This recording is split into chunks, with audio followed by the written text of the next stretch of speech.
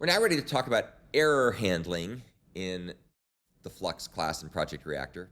And you'll see there's a bunch of error handling operators, and some of them are very subtle. And so the purpose of these is to be able to handle errors or exceptions that might occur during the running in a Flux chain or stream. We'll start with onErrorContinue. What this operator does is it recovers from an error or an exception by dropping the element that's failed from the sequence and then continuing on with the next element in the stream. And it takes a by consumer that's fed with errors that match the predicate and the value that triggered the error. So you can see that you'll have the error, which is a throwable, it's like an exception. It's actually a superclass of exception, and object, which is the value that caused things to go awry.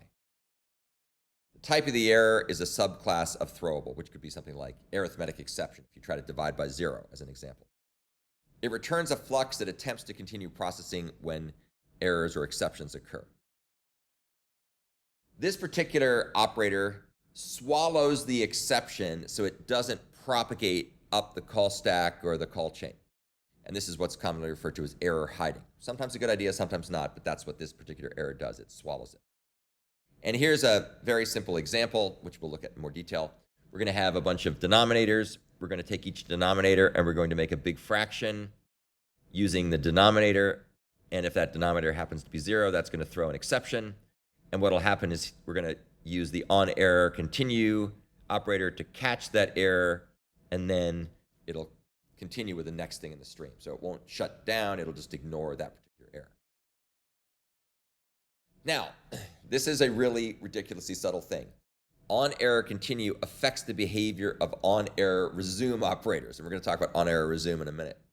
This is completely insane, but it's important. If you have an onErrorResume, this will be ignored if onErrorContinue appears downstream. So we'll talk about this later. It's very, very, very subtle, and there's some times when it's very important to understand these distinctions. We'll talk about them more later. So to address these crazy semantics, there's this thing called onErrorStop, right? This is like, you ever see a movie where someone hacks something up and then it causes other problems? That's kind of like this. RxJava has no direct equivalent for onErrorContinue. Let's now talk about onErrorResume. So what onErrorResume does, instead of ignoring the error and continuing, what onErrorResume does is it subscribes to a fallback publisher that will then be used when any error occurs. And the parameter that's passed is a function that will choose the callback depending on the type of error. So you can see, once again, we have a throwable. So you can say, oh, if it's an arithmetic exception, then do this. Otherwise, if it's a different kind of exception, do that. So that's what the fallback does. And the type of an error is a subclass of throwable, arithmetic exception, or Java null pointer exception, or whatever kind of exception or error occurred.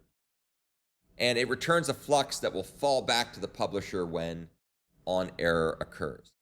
So it'll go back and say, oh, I'll use the fallback if there's an error that happens.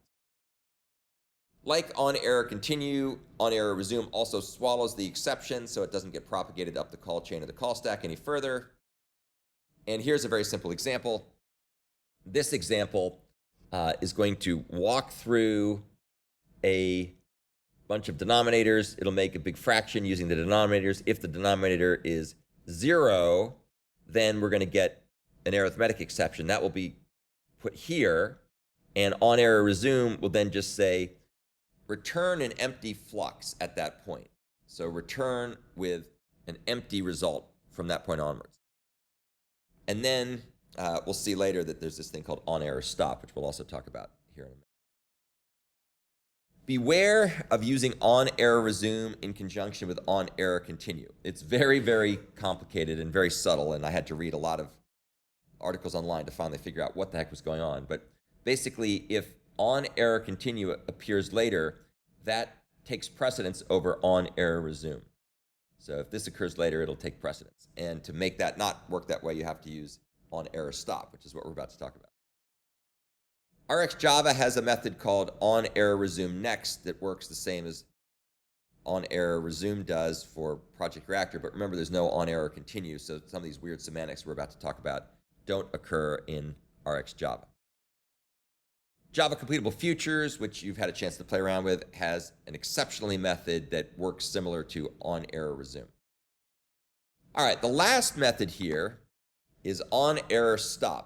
And of course, there's always a question of which order to present these things in because we refer them to them in some way that you never can explain them all at the same time. You have to kind of jump back and forth. So onErrorStop is used as follows. If an onErrorContinue variant is used downstream, revert to the default stop mode where errors are terminal events upstream. What the heck does that mean? Well, we'll see what it means. It returns a flux that terminates on errors even if onErrorContinue is used downstream. So it'll actually stop as opposed to continue. And it's used for easier scoping on the onNextFailure strategy or to override the inherited strategy in a substream. Again, this is very, very subtle. So what will happen here is if you have onErrorResume and you really want its behavior to occur, even if onErrorContinue occurs later, you use onErrorStop to say, I really want onErrorResume semantics, please, even though onErrorContinue normally would take precedence and override that. Yes, it's very weird. If there is no onErrorContinue, then onErrorStop has no effect whatsoever. So it's only there to indicate to the later part of the stream, I really meant to stop, please. I didn't want onErrorContinue to take precedence over this. I personally think this is kind of a big hack. RxJava has no direct equivalent to this. So that's the end of the discussion of error handling. If I were you, I would probably be mystified about how some of these things work. When we get to the examples, you'll see how they work, and it'll be a lot more clear, showing once again that walking through code is often the best way to figure out what's going on as opposed to trying to read documentation, which is usually accurate but doesn't give you the full story.